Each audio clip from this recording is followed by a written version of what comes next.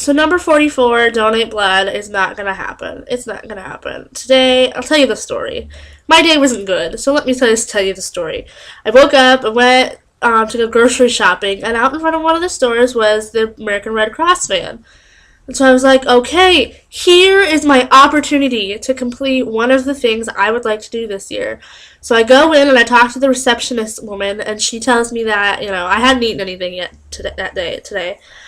So I had to go get something to eat. So I was like, okay. So I went and got a sandwich, and I wasn't hungry, and I don't like to eat when I'm hungry. I don't think anybody likes to eat when they're hungry, but I ate the sandwich, and I drank like a whole bottle of water in like 5 minutes. Because I know you're supposed to be hydrated, and that's, the best I could do at that time. So I went back, and I filled out a little bit of paperwork. I read a booklet about how they can, they're going to ask me all these questions, which I was okay with, and they were going to, they'll take my blood, and some of it will get donated, some of it will, it could be tested for, in the future for helping not spread things, which is totally fine. I mean, take my blood, do what you want with it. And then I get into the van after sitting in this chair for or the bus. It's not a van, it's like a huge RV bus. So eventually, after like half an hour of just sitting there, I get into the bus where I get to sit down again for another half an hour. And I'm talking a little bit with the people. I'm a little bit nervous at this point because I've never had blood taken before. I'm never at the doctor, at the hospital. I've never had blood taken from me before. So I wasn't afraid of needles. I'm not afraid of needles or pain or any of that kind of stuff, but it's the fear of the unknown was the problem there. I don't know what to expect. So naturally, I'm a little nervous. So I talked to this one man who I thought was a lady with a beard until he started to speak, and it turned out to be a man. And after about a half an hour of sitting there, all these people, in general, the receptionist lady, she was really, really nice. I really liked her. She was polite, and she was, asked me if I had any questions. It didn't feel like she was obligated to be there, sort of thing. Like, she wanted to be there. The people in the bus, totally different situation. The man lady was all right. He was sort of just intimidating looking, I guess. And then finally I get to go in the little room. And so I sit down, they take my ID, they, ask me all these questions, and then they do like a finger prick to see if I have any sort of, I don't have like an iron deficiency or something. I don't know if I do or not. They never told me. And so they check my blood pressure, they do all that kind of stuff. And then she gets up and leaves. And the woman who's doing this, not very polite at all. Not even, it just felt like she didn't want to be there. And I hate when people are and this is sort of an important thing, right? Well, then she left. She checked my pulse, asked me if my pulse was normally high.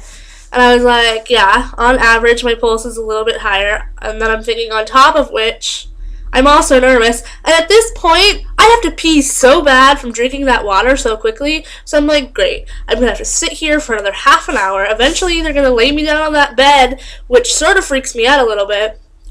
Take my blood, I don't know how long that takes, but I'm going to pee my pants while I'm waiting. And so she leaves, and then I can hear them out there talking about me. I hear them out in, the little area, because I'm inside this teeny room that's no bigger than, my desk. And they're like, oh, her pulse is a little bit high, something, so let her relax. Relax? You just told me my pulse was high. You told me before you left. Do you think this is a soundproof booth? I can hear you out there talking about me. You think that doesn't, that's not helping me relax at all. And then they're like, oh, she's a first-timer, stuff like that. And I don't know about other people, but going to the eye doctor makes me nervous. Sitting in the room, especially when it's a smaller room, I've never done it before, I was nervous. So naturally, aside from the fact that my pulse is naturally a little bit higher, I'm also nervous. So I'm talking really loud, sorry. So anyway, finally the bearded man comes back in. He checks my pulse. I'm really uncomfortable with him in the room for some reason, and then he tells me that I cannot donate blood because my pulse is 110 and the highest it can be is 100. Nobody asked me before I entered the bus if I had a naturally high pulse or if, anything like that. I could have told you beforehand and saved us all an hour and a half because I'd sat in the reception area for half an hour. I sat in the little chair in the bus for half an hour, and now I've been in this little room for half an hour. I know that it's all for a good cause. Donating blood is great. Apparently, I can't do it. The guy kept, I had to fill out more paperwork. Now that I don't understand that part.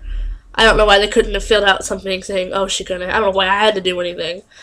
But, so, it's a good cause. Donating blood is good, especially if you've got a rare blood type. I have no idea what mine was. They didn't say anything to me about a little prick or nothing. My finger got all bruised. It's strange to have one bruised finger, and it hurts to type and stuff. I'm not going to go. The guy told me I could go back at another time. It doesn't keep me from donating blood in the future. But if my pulse is too high today, what makes it not going to be high later? I'm going to be just as nervous since I'd never done it before. It's a weird situation. I think if I'm going to donate blood, I think I might go up to the hospital and try at the hospital. Because maybe it'll be less nerve-wracking when I'm not in a van or a big bus filled with people that I don't know. I mean, I'm not going to know them at the hospital, but I mean, it's a hospital. So, overall, it wasn't a good experience. I'm not going to do it again. When I see the rainbow van thing, I'm not going to try again. If I try to donate blood again, I'm gonna go to the hospital and do it. I'm sure there's some sort of program there that'll let me donate blood. But the people weren't very nice at all. They only spoke to me when they had to, and they weren't very polite. They didn't seem like they wanted to be there at all. I know it's not like a customer service thing, but I'm nervous. I'm nervous. You're all talking about it outside the room like I can't hear you. And you think you'd just be a little bit nicer to me. I'm just saying. It could have just been a little bit nicer. So that was my experience with that. Probably not going to donate blood. If I get the opportunity, if I think about it, and I go up to the hospital, maybe, but probably not, to be completely honest. But on another note, number 22, find the perfect skin cleanser and moisturizer and stuff. I went today.